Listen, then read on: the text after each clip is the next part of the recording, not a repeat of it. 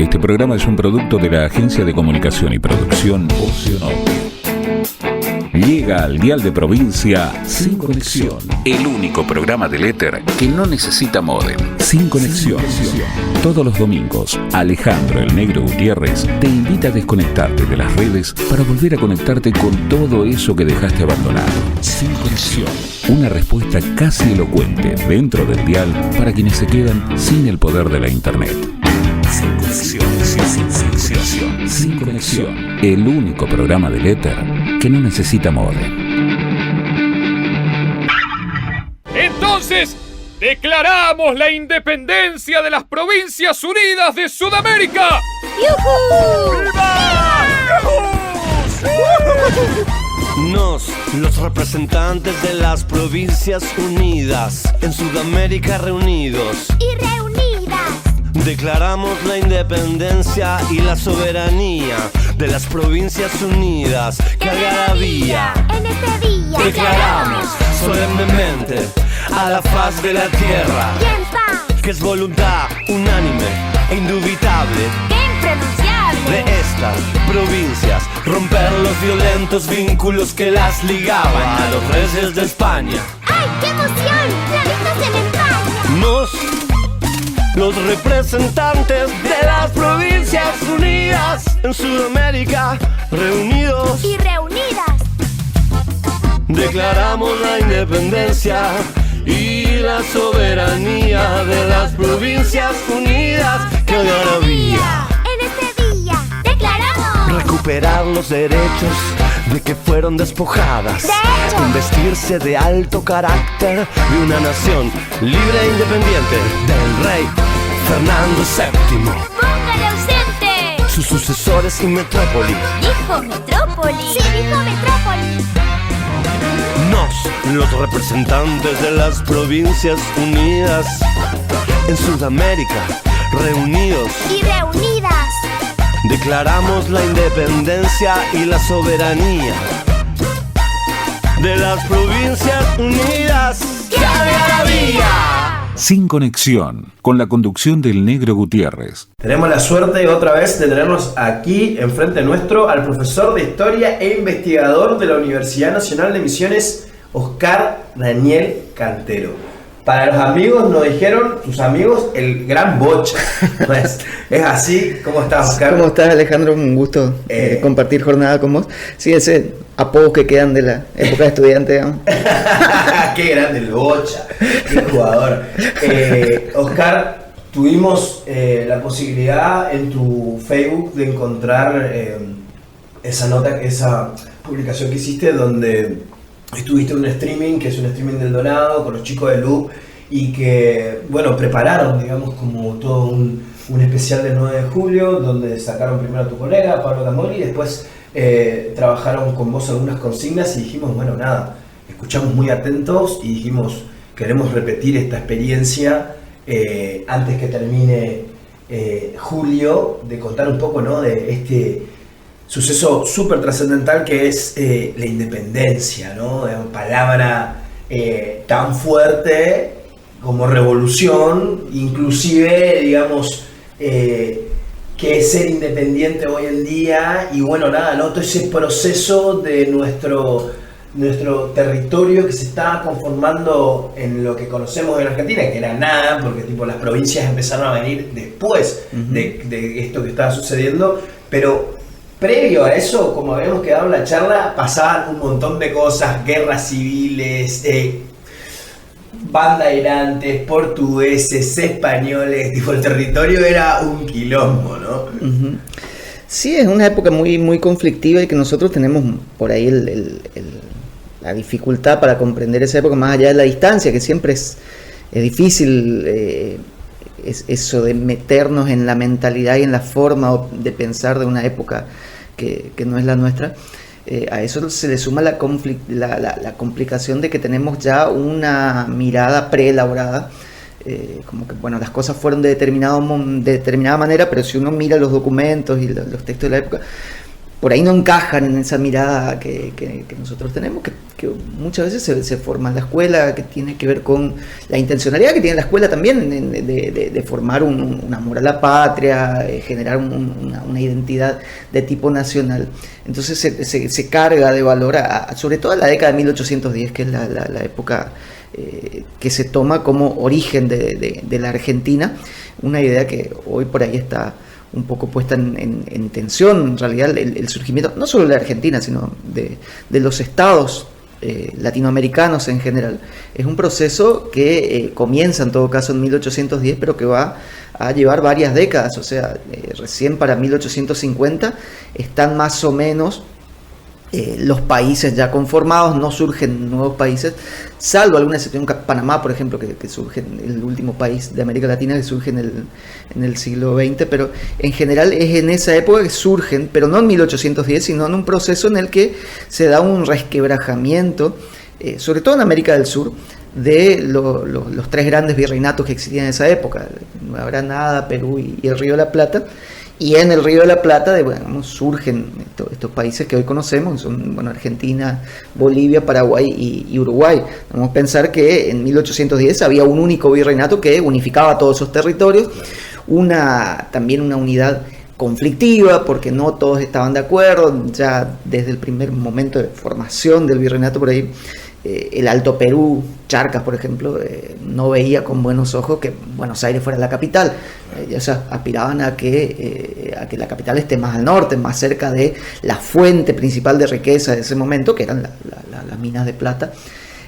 Pero en ese momento primó el objetivo geopolítico de la corona, que era fortalecer el Río de la Plata, porque para evitar el avance de Portugal y de Inglaterra. Entonces, para la corona era importante subir en el escalafón a Buenos Aires, que era una ciudad periférica, y convertirla en una corte virreinal como para frenar ese avance portugués.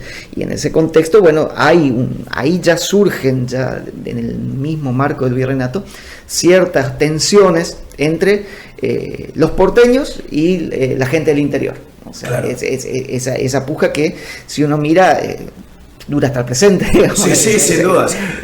Esa cuestión del porteño, que siempre tiene una mirada más cosmopolita, que por ahí mira más hacia Europa o hacia afuera, y el provinciano del interior más vinculado a los intereses más regionales, más locales. Casi siempre las posturas más liberales vienen del puerto, las posturas por ahí más de tipo autonomista o incluso conservadora vienen del interior. O sea, es una puja que tiene que ver con la perspectiva que tiene cada región frente al proceso político que se estaba operando. Pienso en voz alta nomás, ¿no? Digamos, y de eso 200 y largo de años de sostener una ideología así y nacer bajo un suelo así y ver un poco el mapa político a veces, o escuchar a referentes políticos teniendo esa visión, y cada tanto aparece uno que pide descentralizar, o tiene un pensamiento, pero no lo pudieron hacer los próceres nuestros. ¿Cuánto tendría que pasar, digamos, para tener otra mirada? Pero aún así, con esos intereses puestos, ¿no? Desde Buenos Aires, siempre mirado y recomendado desde afuera, sí o sí necesitaban de la gente del interior, ¿no? Eso es también un gran puntapié en esto que fuimos hablando, Oscar, de cómo se revisiona la historia y cómo las minorías empezaron a tener, digamos, aparecer con esa voz y votos, digamos, para que esa popularidad o esos avances hayan sido concretos, ¿no? Sí, incluso la forma como se escribe la historia, porque la historia no es que existe de por sí, sino que hay historiadores que son los que hacen una interpretación de ese pasado y convierten ese pasado, que es a primera vista una constelación de hechos inconexos. Es el historiador, a partir de determinada teoría, el que busca las conexiones y construye un relato histórico. Entonces, esa interpretación del pasado no va a ser la misma si hace un historiador del puerto, digamos, tipo Mitre, que un historiador del interior. Claro. Y ahí entra una cuestión que es tipo que estaba primero, el huevo o la gallina. Entonces, ¿Y cuál llegó a la escuela primeramente? Tenés a Mitre la idea de que, bueno, surgió la Argentina y después se dividió en provincias. Pero tenés los historiadores del interior que te van a decir, no, pará un momentito, estaban las provincias dieron origen al Estado Nacional. Entonces, claro. Es una puja que tiene que ver con la interpretación de... Entonces... Y eso es claro una visión política de la época a la posteridad. Sí, y ahí es bastante, digamos, no es lo mismo el peso editorial y a nivel de la posibilidad de publicar y dar a conocer las interpretaciones del pasado, la que tiene la capital que la que tienen las provincias. Entonces, normalmente lo que se produce en Buenos Aires es lo que se toma como una historia consensuada, y entre los historiadores del interior no siempre existe todo el diálogo que debería haber. Es algo que igual está cambiando mucho en los últimos tiempos, digamos, hay... o sea, una cuestión que hay que tener en cuenta es que creció de manera exponencial la diversidad de temas investigados.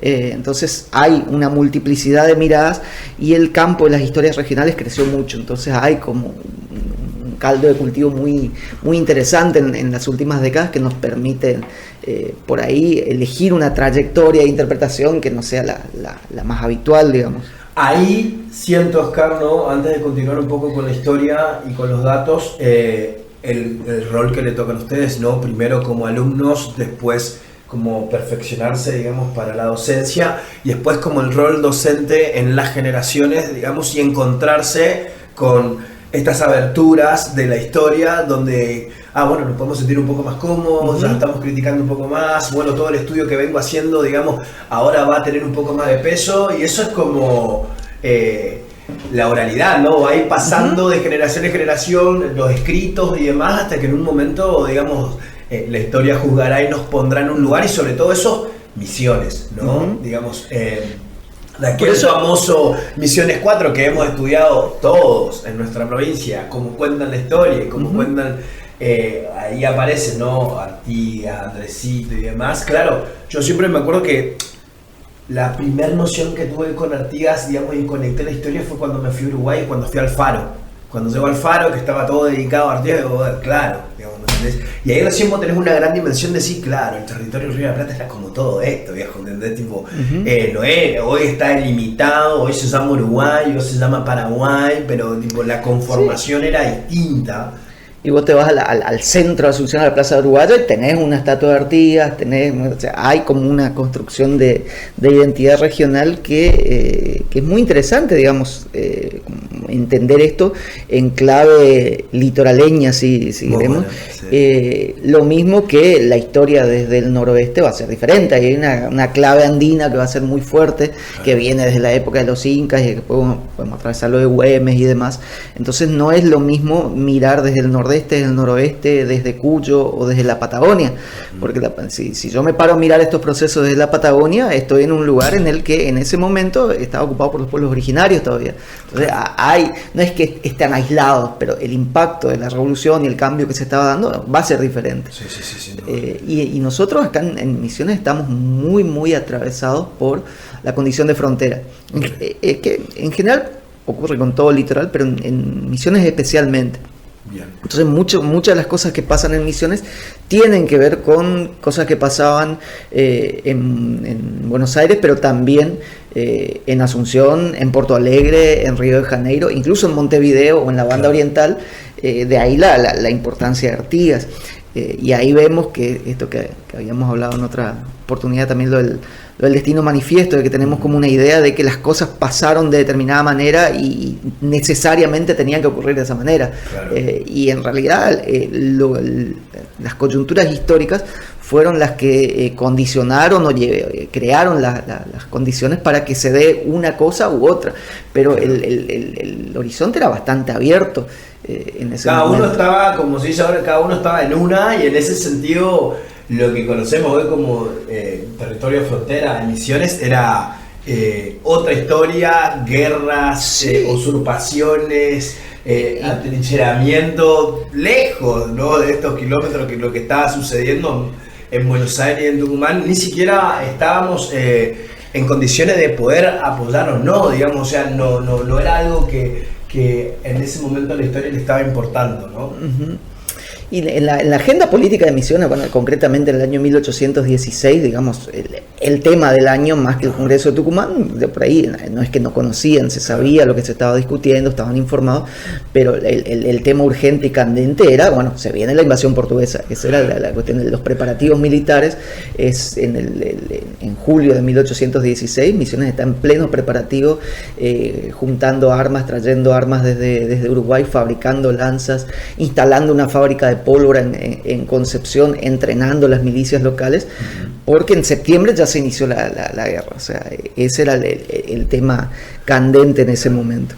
Tengo otra cosa urgente que atender, decía Misiones, ¿no? Sí. De lo que estaba sucediendo.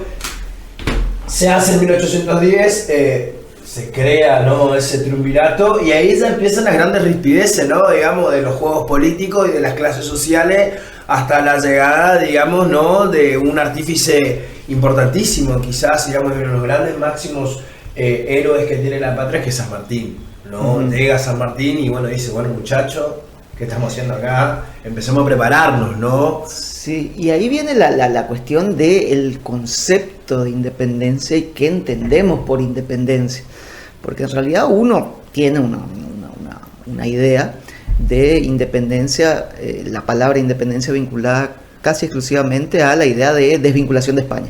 Okay. Pero en esa época la palabra se entendía de diferentes maneras. Uh-huh. Por ejemplo, independencia era sinónimo de autonomía, o sea, la capacidad de una provincia de tener cierto margen de autonomía, que bueno, en un sistema monárquico nunca hay plena autonomía, pero también es eso. Entonces muchas provincias hablaban de independencia en cuanto a separarse de Buenos Aires, pero no separarse para formar otro país, sino formarse para considerarse una provincia y entablar relaciones en pie de igualdad con Buenos Aires. Sí, autónoma, ahora, digamos, de lo que vos me digas, yo tengo mi propio gobernador, decía, manejamos no. Sí, independencia también era separarse de Francia, porque el gran problema de España en ese momento era la invasión napoleónica. Claro. O sea, hay documentos en los que la palabra independencia está vinculada a eso, o sea, la independencia de España con respecto a Napoleón.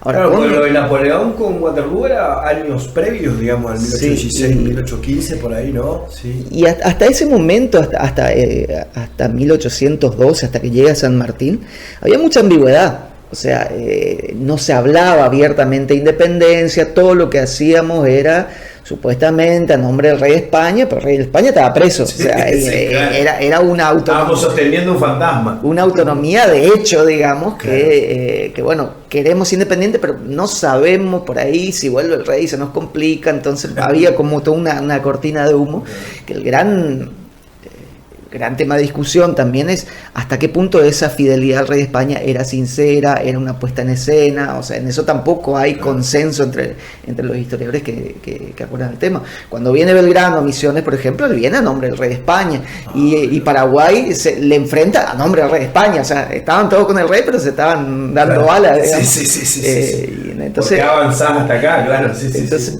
San Martín, cuando llega en 1812 con una mentalidad típicamente militar, porque eso es lo que tiene San Martín también, es un militar de carrera, es alguien formado que, bueno, acá nos dejamos de ambigüedades, bueno, al pan y al vino, entonces vamos a por la independencia.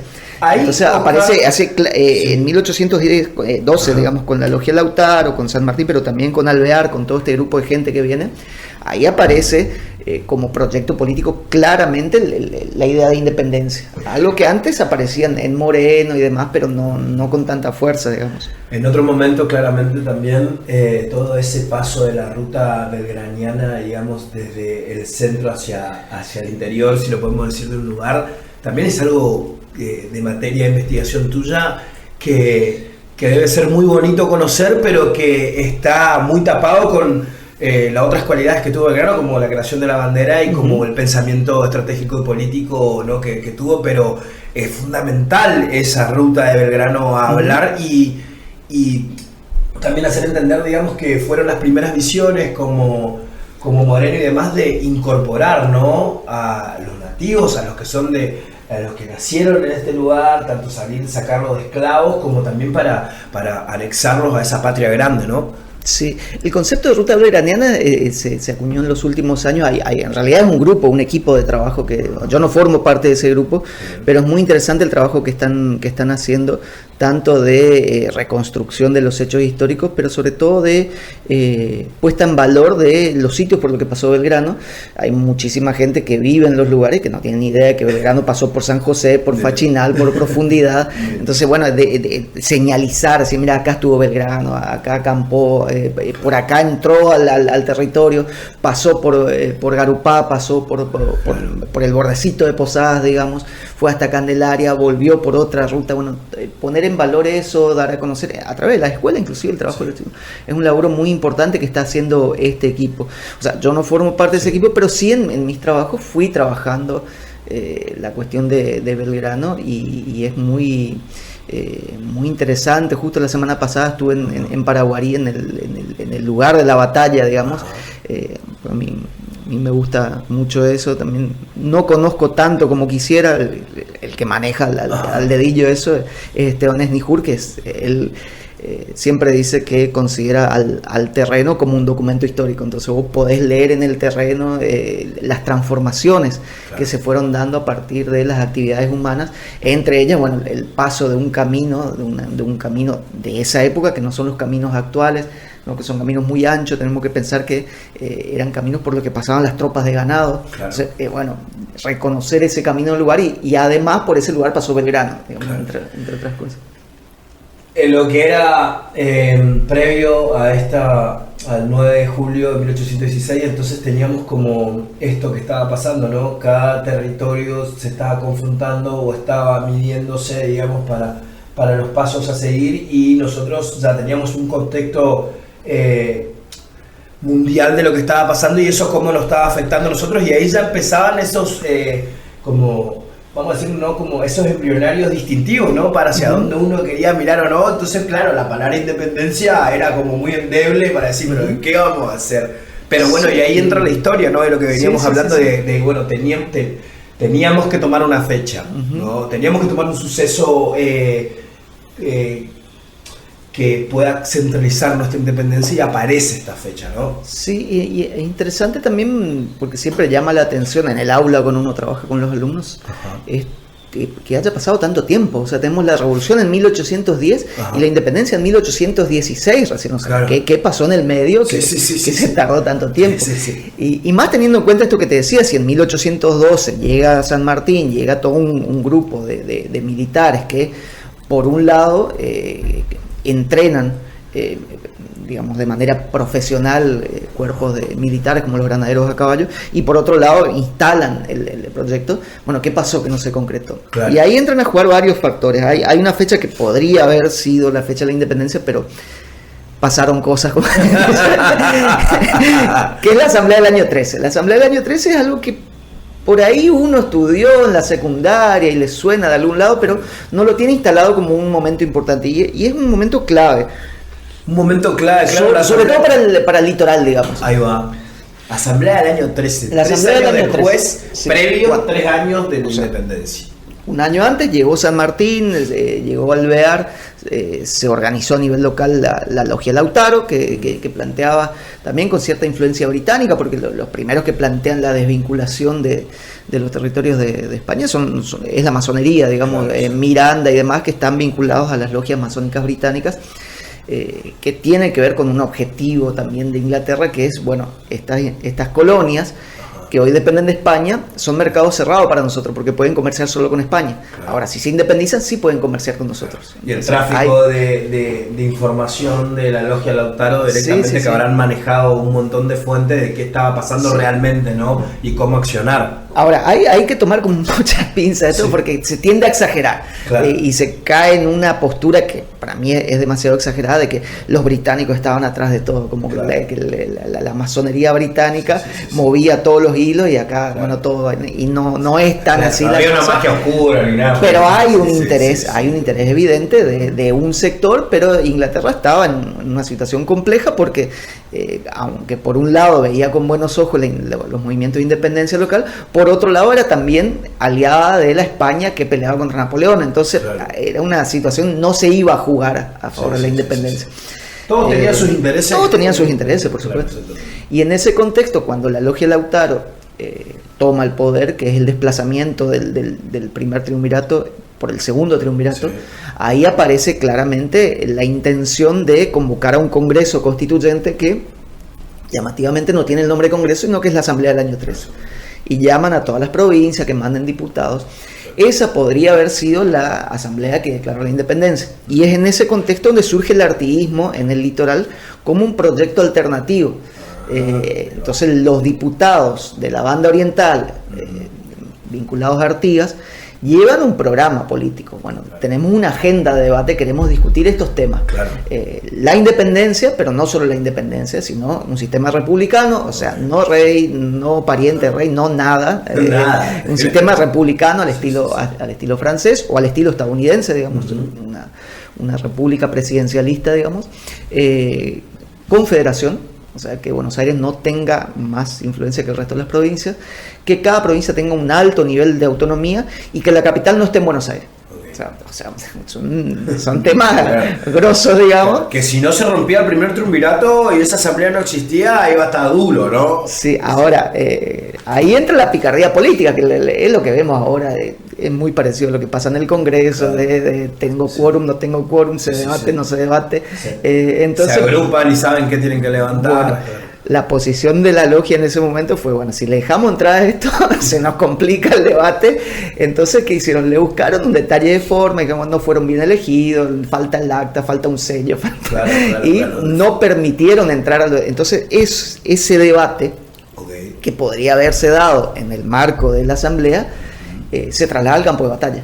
O sea, al no haber un ámbito de diálogo, una mesa de diálogo, podemos decir, la diferencia se torna militar. Entonces, a partir de 1814 tenemos una doble conflictividad, que es, por un lado, la guerra de independencia contra España, y por otro lado, la guerra civil, entre centralistas y confederados, digamos. Claro. Entonces, al no haber quórum, digamos, se armó. Sí, y ahí estalla la guerra civil, que eso es lo que no tenemos en cuenta también, que al momento de declararse la independencia, también hay una guerra civil de por medio. No, ¿sí? Calma las aguas. No, porque los diputados del litoral dicen, bueno, ¿para qué vamos a mandar diputados a Tucumán? No van a hacer lo mismo que nos hicieron en la Asamblea del año 13. Claro. O sea, vamos a mandar a los diputados y nos van a dejar aplaudiendo. Claro. Vamos a quedar aplaudiendo en el portón, digamos, no nos van a dejar entrar. Entonces, en ese contexto, el litoral no manda diputados a Tucumán. ¿Sí? Claro. Porque lo que dice Artigas es, bueno, tenemos que hacer una discusión previa para consensuar cómo se van a elegir esos diputados, qué representatividad va a haber, cómo garantizamos que no haya más diputados de Buenos Aires que de las provincias. O sea, toda esa discusión tiene que darse antes. No cuando ya convocaste el Congreso. Claro, no claramente cuando hay una fecha y tenés que ir a votar. No. Entonces, es por eso que el litoral no manda. O sea, no es que en Tucumán no había diputados de Misiones. Claro. No había ni misioneros, ni correntinos, ni entrerrianos, ni santafesinos, ni orientales. Claro. O sea, hay todo un grupo de provincias que no mandan diputados a Tucumán porque tenían su propia alianza, que es la Liga de los Pueblos Libres, vinculada a Artigas. Y por otro lado están las provincias que más o menos apoyan a Buenos Aires, porque en realidad Buenos Aires tiene escasísimo apoyo. O sea, ya no le responde prácticamente ninguna de las provincias del interior. Él lo necesitaba sí o sí los demás, digamos, era como claro. Y es por eso que si se quiere, es una muestra de debilidad de Buenos Aires que el Congreso no se haga en Buenos Aires, sino que se haga en Tucumán. Comunicate con nosotros al 03764 647964.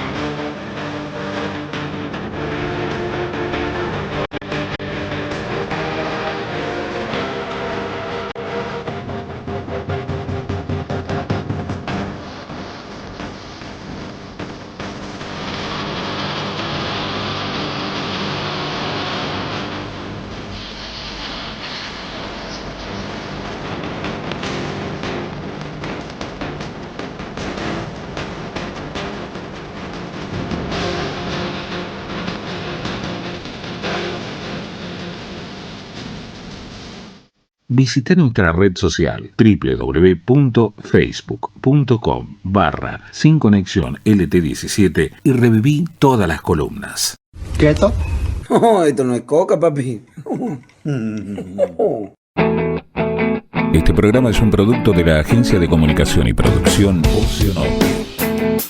Sin Conexión, el único programa del éter que no necesita módem. Sin Conexión. Todos los domingos, Alejandro el Negro Gutiérrez te invita a desconectarte de las redes para volver a conectarte con todo eso que dejaste abandonado. Sin Conexión. Una respuesta casi elocuente dentro del dial para quienes se quedan sin el poder de la internet. Sin Conexión. Sin Conexión. El único programa del éter que no necesita módem. Sin Conexión, con la conducción del Negro Gutiérrez. Para esta segunda parte de la charla, Oscar, bueno, nada, digamos, el avance de la historia de San Martín, ¿no? Y lo que se está preparando en San Martín, ¿no? Y la necesidad del prócer de la independencia. ¿Cuál era la mirada, digamos, de la logia, todos estos intereses que había contado? Y San Martín, dale que darle, apurando, escribiendo cartas, diciendo, muchachos, organícense que tengo que empezar. Ahí hay también hay que manifestar que hay una interna dentro de la logia, entre San Martín y Alvear. No tienen, llega un momento en que ellos eran muy amigos en su momento y hay una ruptura y terminan enfrentados. En realidad Alvear termina enfrentado a todos, digamos, y termina exiliándose. Sí. Y es muy llamativo porque Alvear era muy joven, o sea, fue director supremo de las Provincias Unidas cuando tenía 20 y pico de años, tenía menos de 25 años. ¿Qué era un director supremo? Digamos, es como... es la forma de gobierno que se van sucediendo, porque es como una suerte de ensayo y error. No hay presidentes en esa época, tampoco ya hay virreyes, entonces se forman inicialmente juntas. En 1810, el 25 de mayo, se forma una junta de gobierno. La junta es una forma de gobierno que ejerce el poder a nombre del rey. Es algo que ya existía en España. En España había juntas que gobernaban. Sí. O sea, hay una primera junta que después se convierte en junta grande cuando se suman diputados del interior. Ahí va. Y después hay como una conflictividad política en la que se terminan echando a todos los representantes del interior y se reúne el poder en 3 personas, que es el triunvirato. Primero, segundo triunvirato, y la asamblea del año 13, la que hablamos hoy, no declara la independencia, no sanciona una constitución, pero sí crea una forma de gobierno unipersonal. O sea, en vez de 3 personas, crea una sola persona que toma el nombre de director supremo. Entonces, el primer director supremo es el tío de Alvear. Alvear es la persona influyente de ese momento. Que es Posada. Posada se llama Posada por estas paradojas que decíamos hoy. Bueno, claro. Nuestra provincia tiene la plaza central, 9 de julio, refiriéndose a un congreso en el que Misiones no participó. Claro. Y tiene el nombre, la capital de Misiones tiene el nombre del primer director supremo, que paradójicamente fue un director supremo que emitió un decreto en el que anexó Misiones a Corrientes. O sea, claro, o sea, solamente voy a pensar acá sin debatir y ser un solo profesor de historia, digamos, todos los que hicieron y fundaron y crearon la Constitución pasaron por esta revisión histórica política y bueno, aún así decidieron, pero eso es otra discusión. Y así en esta conformación, claro, ¿qué estaba pasando? Digamos, porque hay una pregunta cuando dice, me da esto los diputados, ¿cómo se conformaban esas voces que venían de otras partes de la Argentina a pertenecer y a poner, digamos, cómo eran esos representantes? Sí, se eligen diputados de las diferentes provincias, inclusive ahí se da la situación paradójica de que el litoral no está representado, pero sí aparecen diputados de zonas que hoy no forman parte de la Argentina. Por ejemplo, en la zona de Potosí, de Sucre, de Charcas, no se llama Sucre todavía en esa época, se llama Charcas. Misque, mandan diputados a Tucumán. Y aparece, bueno, hablábamos hoy de la logia. Hay una presión muy fuerte de San Martín. San Martín presiona, pero presiona en serio, digamos, bueno, declaren la independencia porque sí o sí yo estoy por iniciar una campaña. Y lo otro que necesita San Martín, además de la independencia, es tener en el gobierno a alguien que apoye su proyecto. Claro. Que era un proyecto bastante jugado porque todas las hipótesis de campaña que se manejaban era atacar a Perú por la línea más directa, digamos, es decir, cruzar el Alto Perú, lo que hoy es Bolivia, y de ahí llegar a Lima. Hubieron 3 expediciones, las 3 fracasaron, y San Martín plantea una jugada más creativa, si se quiere, más arriesgada, que es cruzar a Chile y de Chile atacar por mar a Perú. Pero para eso necesita el apoyo, sobre todo en cuanto a soldados, pero también en cuanto a el apoyo económico, claro. Todo lo que implica crear así de la nada un ejército. Entonces es por presión de San Martín que se designa a Juan Martín de Pueyrredón como director supremo.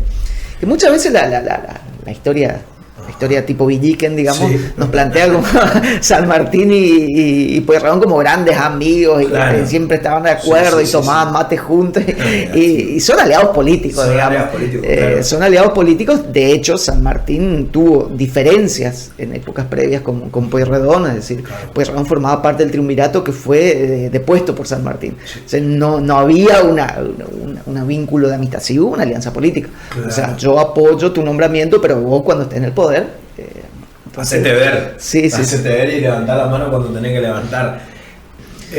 Ahí vuelvo a un año atrás, digamos, del 1816, y te hablo de algo que escuché en la entrevista, esto, ¿no? Que fue lo del Congreso de Oriente. ¿Cómo es el Congreso? Para mí, lo había escuchado muy al pasar, y vos lo pudiste desarrollar un poco porque fue, digamos, algo que es un hecho histórico también que es fundamental, digamos, por lo que sucede y quiénes son los que conforman, digamos, ¿no? El Congreso de Oriente, y cuál es el peso de la historia del Congreso de Oriente. Sí, por ahí qué sé yo, desde el revisionismo como desde la postura liberal, digamos, clásica, se tiende a exagerar cosas, disimular otras. Entonces hay siempre pues yo digo que siempre entre los alumnos hay que tratar de formar el sentido crítico de cuando leo algo, no tomarlo como la verdad, sino como, bueno, el posicionamiento de determinado historiador en un momento histórico. O sea, no es lo mismo lo que escribió Mitra en 1870, que es lo que podemos, que es lo que escribió el revisionismo en la época de Perón, que es lo que escribe un historiador actualmente. Claro. Entonces, tiene más data, tiene otro contexto, puede interpretar lo que pasó. Sí. Y muchas veces la época, pero también la carga ideológica, religiosa, todo eso mismo entra a jugar a ver cómo yo miro y qué veo. Por ahí yo veo una cosa, vos vas a ver otra cosa totalmente diferente en el mismo hecho, en el mismo documento, digamos. Entonces, con respecto al Congreso Oriente, desde mi punto de vista, hay como una exageración porque se planteó en un momento de que, y se convirtió en política de Estado. De hecho, el 2015 fue el año de la primera independencia, fue el año oficial.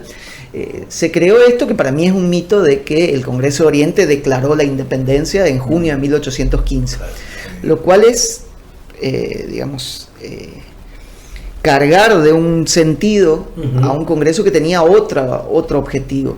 O sea, ¿qué pasaba en 1815? En 1815 pasaba esto que hablábamos hoy, de que cayó Alvear. Cayó el gobierno de Alvear y Alvear enfrentado militarmente con Artigas.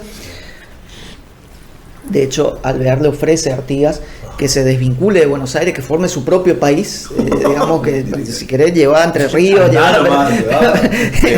dejame el Paraná como límite, pero Santa Fe no se toca. O sea, el gran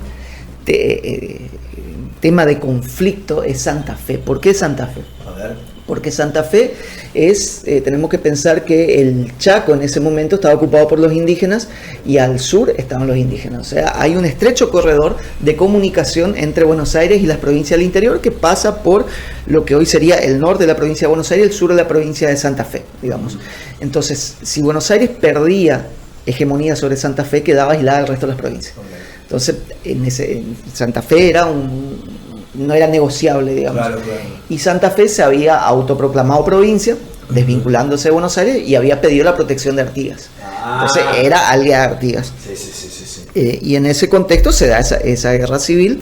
Llega un momento en el que, Alvear se queda prácticamente sin base de apoyo, o sea, se había alejado de San Martín. San Martín ya se desvincula como gobernador de Cuyo, estaba enfrentado militarmente a Artigas, llama al ejército del norte para que sofoque la rebelión del litoral, y el ejército del norte se subleva y llega no tiene base de apoyo y termina renunciándose. Y Alvear termina en Río de Janeiro haciendo como una suerte de asesor a los portugueses que estaban por invadir el Río de la Plata. Mirá, con toda la información. Con toda la información, incluso hay documentos de Alvear que él manda a la corona portuguesa diciendo, mira, San Martín tiene tantos hombres, Artigas tiene tantos, por acá se puede... Un gran alcahuete, ¿no? Sí, que en su momento la estatua ecuestre más grande que se hizo en Buenos Aires era Alvear, que casualmente nosotros como historia argentina reímos de su tataranieto era presidente en ese momento, o sea, es una familia muy vinculada a los sectores de poder de ese momento y del presente también, digamos, y algo que por ahí San Martín no tenía. San Martín venía de sectores no vinculados al gran poder, digamos. Qué fuerte Artigas, ¿no? Tipo, esa presencia cada vez que te escucho, tipo, ¿cómo puede ser que en nuestra historia, por lo menos en nuestra historia que tenemos en Misiones, no solamente estamos resaltando Artigas y la presencia de Andresito, pero a la conformación de toda la Argentina, ¿no? Y de todo el territorio, por lo menos que bordea el Paraná. Sí, y bueno, en ese momento cuando cae Alvear, Artigas se convierte y Artigas tiene hoy podríamos decir que hasta fue un error político, como que fue un hubiera sido un poco más maquiavélico, digamos, y podía entrar como hizo Ramírez en 1820 o como hizo Urquiza en 1853, podía entrar con su ejército y tomar Buenos Aires. Y él tenía una postura más vinculada al concepto de libre determinación de los pueblos. Él prefería que en Buenos Aires se dé un movimiento y no entrar como un invasor, como un conquistador. Claro. Entonces Buenos Aires forma su gobierno, un nuevo directorio, Álvarez Tomás, y entra en negociación con Artigas. Esa negociación es el Congreso de Oriente. O sea, es la negociación de Artigas con Buenos Aires, y Artigas dice, bueno, si vamos a hacer una cosa horizontal, no tan vertical, yo no voy a negociar. Vamos a negociar con las provincias, de que cada provincia mande representantes. Por eso hay representantes de Misiones, de Córdoba, que en ese momento también apoyaba a Artigas. Una mirada demasiado amplia para la época de cómo se venía gestando todo, acatando la orden de Buenos Aires, pero siempre Buenos Aires entendiendo la demanda. Digamos, sí. Y la mesa de negociación, digamos, se hace en Concepción del Uruguay. Por eso el Congreso de Oriente sesiona en Concepción del Uruguay, Arroyo de la China, como se le decía en esa época. Y hay representantes de todas las provincias, los de Misiones, como por la distancia, llegaron tarde, ya se había discutido todo, que en realidad no se discutió mucho. ¿Por qué? Porque claro, Buenos Aires no acepta las condiciones de Artigas y se complica la negociación con Santa Fe. Buenos Aires se niega a reconocer la autonomía de Santa Fe como provincia, etcétera. Entonces se termina la negociación. Eso fue el Congreso de Oriente. Ahora, ¿qué pasa? Desde el revisionismo histórico se le da más importancia a la que realmente tuvo el Congreso Oriente. Entonces se plantea que el Congreso Oriente creó la bandera, que declaró la independencia, que hizo una reforma agraria, y son todas cosas reales que existieron, pero que no las hizo el Congreso, sino que se dieron en diferentes momentos. Y ahí me parece, bueno, hay un artículo que yo escribí hace 10 años, justo en el 9 años, con el bicentenario del 9 de julio, un poco como para esclarecer un poquito estas cuestiones. Y ¿por qué viene el mito de la independencia de Artigas? Porque en 1816, cuando se le informa a Artigas que el Congreso de Tucumán había declarado la independencia, Artigas felicita al gobierno, dice, bueno, está bien, había que hacer eso, pero nosotros ya declaramos nuestra independencia hace más de un año. Y ahí está, bueno, sacando cuentas, julio de 1816, junio de 1815, el Congreso Oriente, bueno, ya, de cajón, el Congreso Oriente declaró la independencia. Claro. Hicieron lo mismo que nosotros. Pero a mí me parece, y eso es la interpretación mía, digamos, que la independencia tiene otra trayectoria con Artigas. Artigas en 1813 plantea una independencia en conjunto, pero después cuando eso no se dio porque se expulsaron a los diputados, cada provincia se autoproclama independiente. Entonces no hay una declaración conjunta, sino que cada provincia se declara independiente en más de un sentido. Independiente como autónoma, una provincia que no depende de otra. Entiendo. O sea, independiente de España y separada de Buenos Aires. Porque hay que pensar, eso uno lo entiende cuando ve el mapa. La intendencia o la provincia de Buenos Aires en 1810 incluía Corrientes, Santa Fe, Entre Ríos, y en esas provincias se autoproclaman independientes de España y de Buenos Aires, y piden la protección de Artigas. Eso es lo que se llama el protectorado o Liga de los Pueblos Libres, ¿sí? que no es una confederación, es una alianza militar. Sí. La confederación la tendría que conformar un congreso. Entiendo, o sea, si Buenos Aires se hace loco, Artigas está con nosotros. Sí, muy buena. Es protección militar, digamos. Sí, es una, lo que, inclusive en algún documento se le hace nombre, una alianza ofensiva-defensiva, o sea, una alianza militar. Claro. O sea, no amenaces la autonomía de Corrientes, porque Corrientes está aliada a Misiones, a Uruguay y a Entre Ríos, y se van a defender entre sí. Se tuvieron que parar de mano, pero sí, ahora entendemos, digamos, ¿no? Como el artífice de esa independencia, 1816, sirvió como espejo para que todas puedan salir de esas tres ejes que contaste vos, digamos, de Buenos Aires, de la mirada afuera y autónomo. Entonces el proceso es así: cuando se rechazan los diputados de la Asamblea del año 13, automáticamente se propaga la rebelión en las provincias proclaman su autonomía, pero ya son independientes. Entonces Artigas, bueno, ya está, ya no está en agenda, ya son independientes. Claro. Entonces ahora hay que dar el próximo paso. ¿Cuál es el próximo paso? Sancionar una constitución y crear la confederación. Entonces no estaba en la agenda de Artigas la independencia con respecto a España, porque supuestamente, pero eso se hizo antes del Congreso Oriente, no fue el Congreso Oriente el que hizo eso. Y otra cuestión también, como una prueba, Artigas era un hábil propagandista. ¿Qué quiere decir eso? Que cuando él tenía un proyecto político, eso circulaba por todos lados, o sea, había muchas copias de esto que hablamos hoy, las instrucciones que tenían los diputados a la Asamblea del año 13, que bueno, la República, la independencia, la desvinculación de España, la capital fuera de Buenos Aires.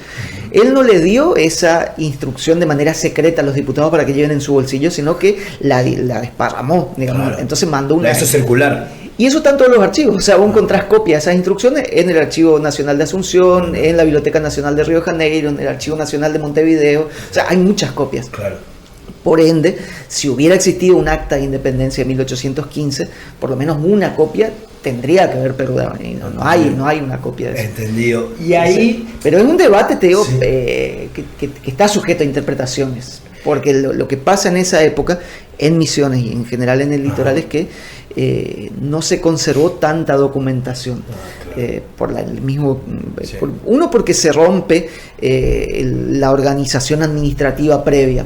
Entonces tenemos la situación paradójica de que en muchos casos hay mucha mejor documentación de la época colonial.